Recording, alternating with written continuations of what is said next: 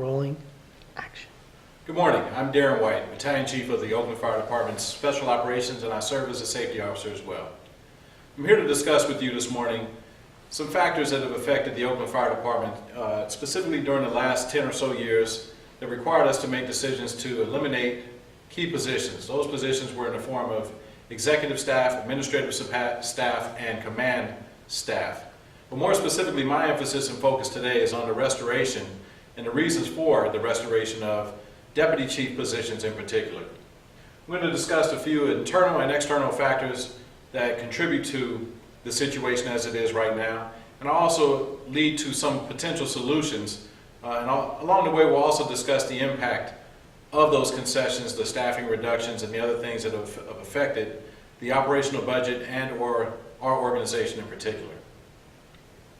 But first, let me begin by speaking on some of the internal factors that have affected the Oakland Fire Department in particular. Tax revenue. During the last several years since the economic downturn, the City of Oakland, which had originally projected substantial increases in tax revenue based on housing sales, started plummeting with the recession. That tax revenue greatly and drastically affected our ability to provide funding for some of the key services that we thought for social programs and public safety. In particular, our department was hit with a need for concessions on an annual basis for roughly about a 10 or 11 year period, where it seemed every year we were giving back 5% in the way of budget concessions just for our operating budget. That also required bargaining units to get involved and provide concessions of their own to help offset the city's financial woes. Crime. The City of Oakland has a substantial, or had a substantial level of crime during that same budget cycle, or recession cycle rather, and as a result, the need for police staffing, which was starting to diminish, needed to be bolstered with additional funding that was not available through those tax revenues. So money that was allocated for other departments had now had to be reallocated to ensure that the citizens of the City of Oakland were in a safer environment. The effort to bolster police staffing has only now started to recover, but those concessions at least help stabilize the loss of officers that we were having over the course of that several year period. External factors, such as pension reform. As many of you in the room are well aware, we had pension reform was a hot topic for several years because some people viewed the pensions and salaries of members of the public safety to be part of the primary problem of city's operating budget woes. Despite your position or my position on that issue, pension reform is a factor that has to be weighed in, and it has a direct influence and impact on how cities and departments are moving forward based on what their projected pension expenditures will be for both retired and or future retirees. Rolling. Action. In addition to pension reform efforts, the national economic picture has also had a devastating impact on many local communities and or department budgets. The Oakland Fire Department has been no exception to that. One other indicator that can't go without stating in this presentation is the emerging threats, whether it be things that take place such as the Boston Marathon bombing, the Sandy Hook Elementary, the Aurora, Colorado movie theater incident.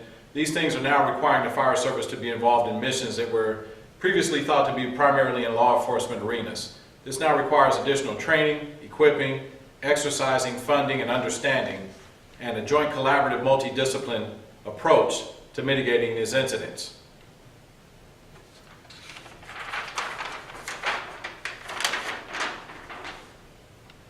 All of this further illustrates my point. The deficit and the loss of 2 deputy chiefs within the last several years from the Oakland Fire Department's executive staff, those positions are critical to restore. Those positions will provide the balance that we seek to improve operational manageable span of control and continuity of effort, among other things. Let's discuss the impact of those economic and or other factors that have impacted the Oakland Fire Department and other agencies during the last several years. The staff reductions. In particular, in the Oakland Fire Department, we lost key positions from the civilian side in the executive staff of the Oakland Fire Department, the equivalent of 2 deputy chief positions. These were executive staff positions that have a substantial influence on the outcome and direction of an organization. Those two positions were condensed down to one individual who's the Deputy Chief of Operations now. It's a very unmanageable workload, and some things are sure to fall through the crack. It's a significant expectation that we originally thought was going to be manageable. However, over time, it's proven itself to be less than ideal. Administrative support. We lost administrative support and training division support in two key areas. The training division used to be fully robust, prepared with battalion chiefs, captains, lieutenants, engineers, and firefighters. Now we're down to a battalion chief and an administrative assistant. There's no way to truly operate a training division with an agency our size of approximately 500 members, 25 stations, and multiple special operations and other initiatives that are now on the horizon that change and drive the fire service in a new direction. We lost key positions in the Fire Prevention Bureau. Those positions were revenue generating positions which are a high priority to restore, and as we'll see later, they were restored recently. We also lost command staff positions in the form of public information officer and a committed dedicated safety officer. The next impact was what we call brownouts. Brownouts, for those of you who are unaware, are rotating station closures. And on two separate occasions over the last 10 plus years, we've used brownouts to offset the budget constraints that our city has been faced with. Those budget constraints and the brownouts and the use of the brownouts actually contributed to well over $10 million worth of savings on two separate stints. Very effective tool, but at the same time it delivers or reduces the service delivery on a partial basis throughout the city. As you rotate from shift to shift, closing a station, you extend response times for other stations to get into that district. Operational factors. The impact on operations has been significant. As I stated earlier, the reduction of two deputy chiefs into one deputy chief's position and all of the workload created an unmanageable span of control for that one deputy chief. That one deputy chief is now responsible for administering to 12 or more individuals, and the normal average, what we feel is a manageable span of control, is usually somewhere between 4 and 7 personnel. Loss of momentum.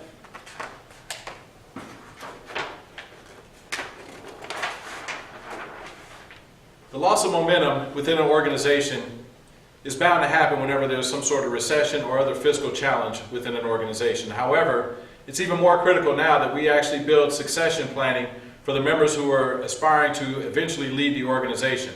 That succession planning hasn't always been possible based in part on the fact that we've distributed a lot of work over fewer people, where in the past we had a lot more people to work on fewer projects. Just the reverse is the reality now.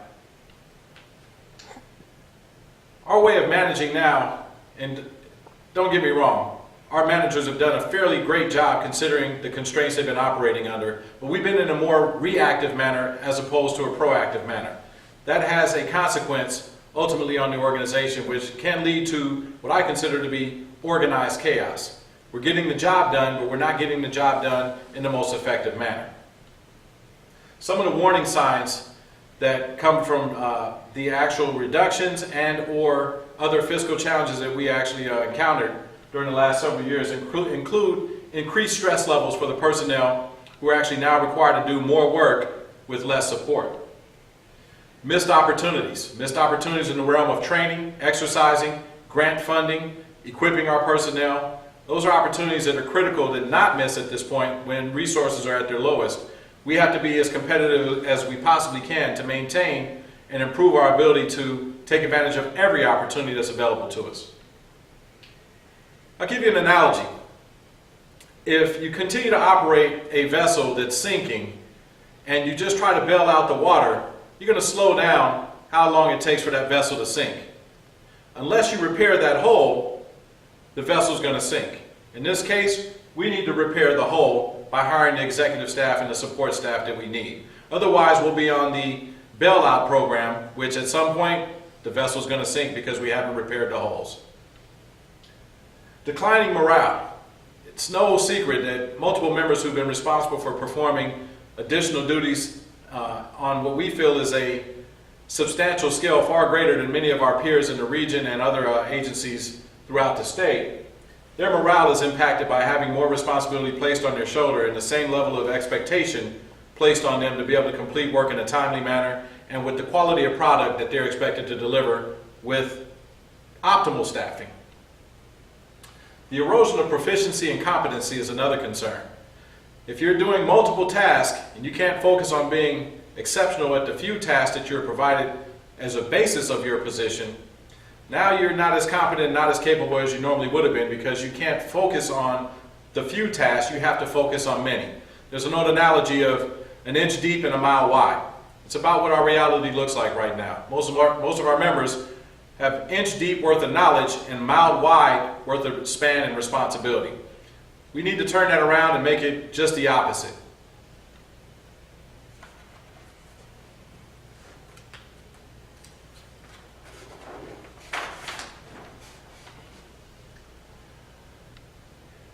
It's no secret that I believe strongly that the restoral of executive staff positions and other supporting staff would greatly improve the Oakland Fire Department's outcomes in the near and long-term future.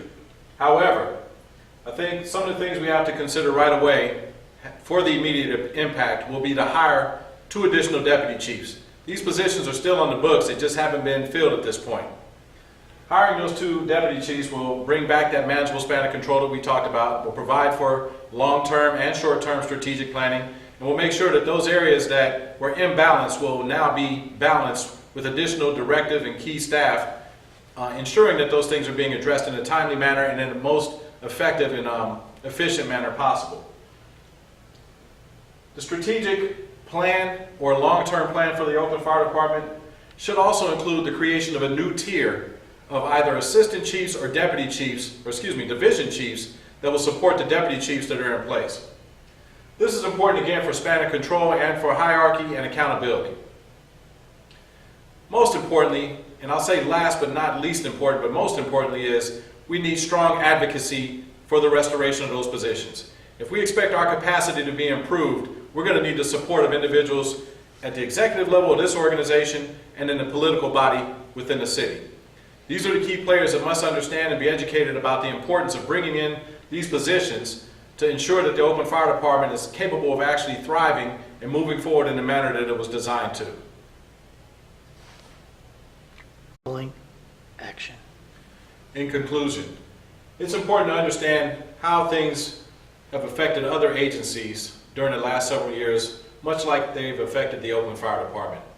Multiple agencies within our locale and region have actually identified the similar problems that we've experienced here in the Oakland Fire Department, whether those agencies are smaller size agencies, roughly 50% or even 1/3 of the size of our agency, or whether they're agencies about the same size or larger than the Oakland Fire Department, have recently done analysis and understand some of the things that I pointed out in the presentation today. As a result, they've taken this as a priority step towards improving their agency's ability to effectively restore lost capacity and or provide additional support moving forward to those positions that are currently responsible for doing what we feel is an imbalanced workload.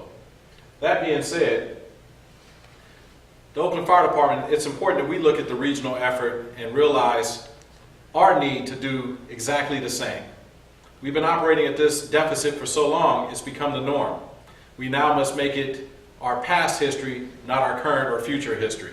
And the only way we can effectively do that is by bringing in the executive staff that are needed, that we lost when the recession started to take place and just prior to the recession, when we were still dealing with some other fiscal issues.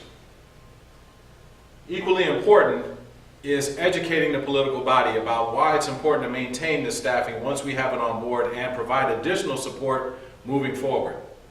When those positions were cut because of the prime benefits seen at that time, because of the inability to cut some of the sworn staff, these were key positions that were reduced because of their salaries and because of the fact that we thought we were able to pull in and rein in and create still a manageable span of control.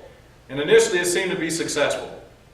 Arguably you could say it's successful to some degree right now because we're still operating at a high level but not at the optimum level, considering the lack of staff that we have in the training division, lack of staff that we have in administrative executive staff, the lack of staff that we had for a long time at the Fire Prevention Bureau. However, the failure to hire the key executive and support staff that we have has a domino effect from the top to the bottom of the organization.